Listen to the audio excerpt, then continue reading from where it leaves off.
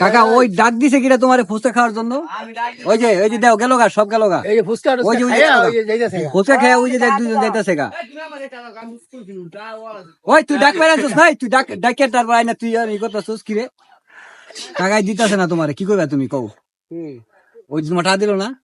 হ্যাঁ কোন আমি নালে ছাড়ি দিলাম, জোর করে খাইয়া লাভ হবে না। অভিশাপ দিয়ে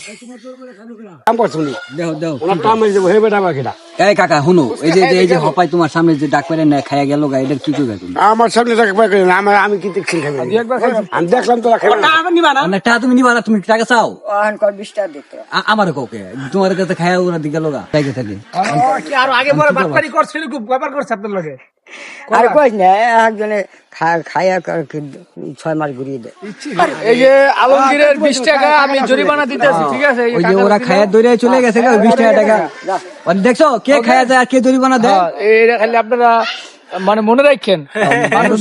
ঠিক আছে, শালা জুতা দেবে রে, কি করবো কাকা, কি করবো? জুতা দেবে রে, শালা খায় না কেমন।